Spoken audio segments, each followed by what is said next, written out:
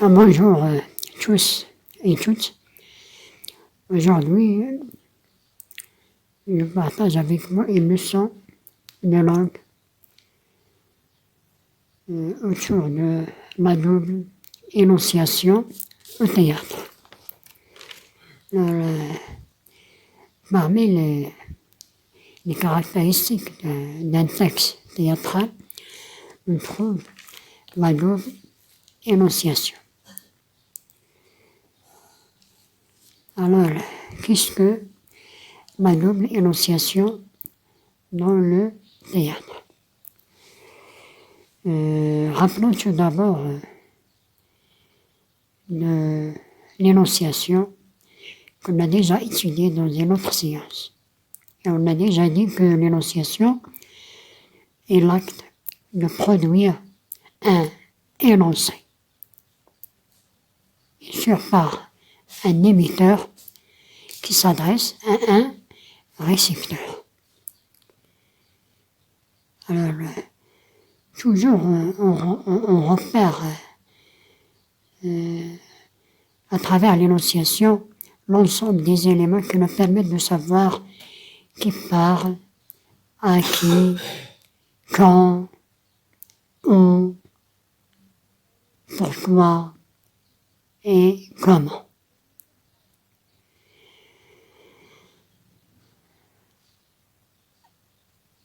Alors,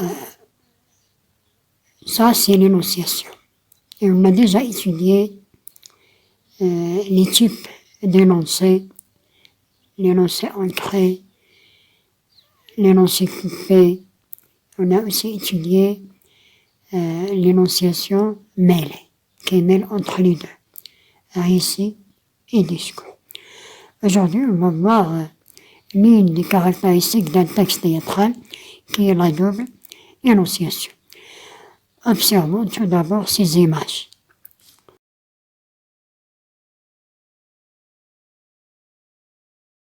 On se trouve devant deux niveaux.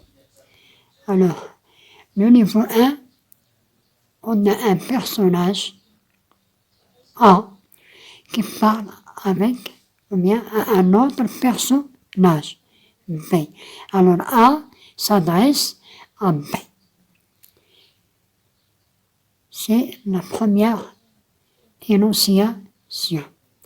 Voilà, sur la scène, la première situation qu'on voit A s'adresse à B. Et en même temps, et ça nous donne le deuxième niveau, bien la deuxième situation, c'est en même temps que le personnage A s'adresse à B, il parle aussi pour le spectateur. Il parle aussi pour le public. N'est-ce pas? Alors, deux personnages sur la scène, l'un s'adresse à l'autre, on a un émetteur et un récepteur, un locuteur et un interlocuteur, et en même temps, il y a un public qui entend et qui suit les paroles et les réactions des personnages. Alors, au moment où A s'adresse à B, il s'adresse aussi au public.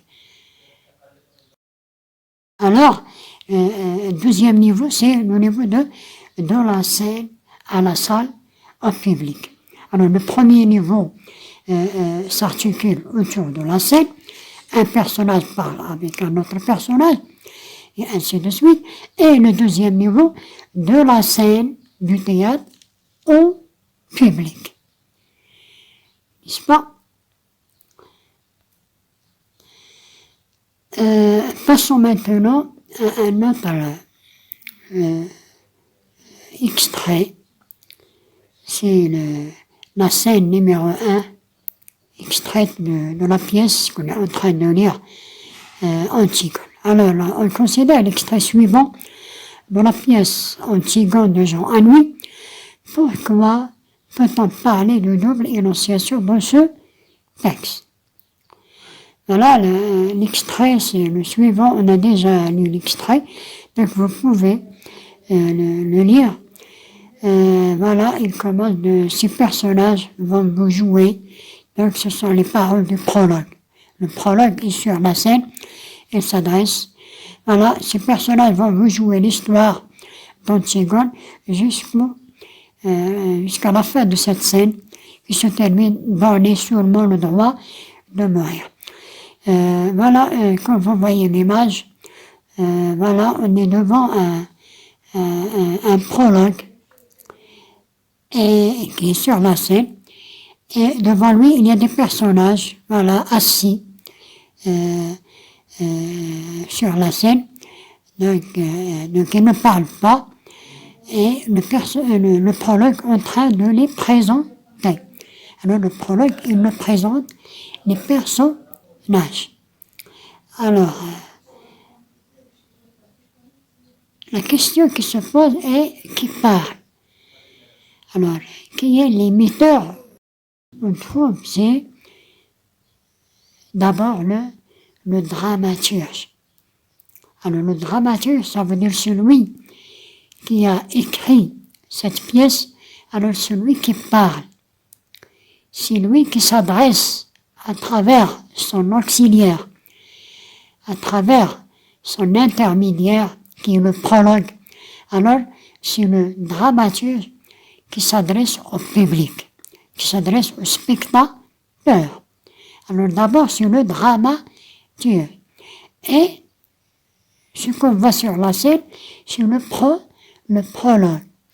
Alors le prologue, il joue le rôle d'un intermédiaire entre le dramaturge et le spectateur, ou bien les spectateurs, ou bien le public. Alors, on est devant deux émetteurs. Deux émetteurs. À qui parle-t-il? Alors, le prologue, il semble parler d'abord à lui-même. Donc, d'après ce monologue-là, ça s'appelle un monologue. Alors, le fait que le prologue, il paraît parler tout seul sur la scène, il parle à lui-même. Mais il s'adresse aussi au public et ou bien au lecteur, celui qui va lire la pièce.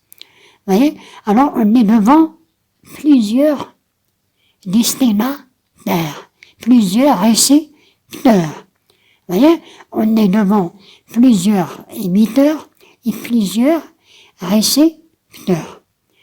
Alors, grosso modo, cette scène d'exposition souligne une particularité du langage théâtral, à savoir la double énonciation. Alors, on note la présence de deux émetteurs, à savoir le personnage qui parle, l'émetteur, ou bien, le personnage qui parle, le prologue, ou bien les acteurs, n'est-ce pas, dans une autre situation.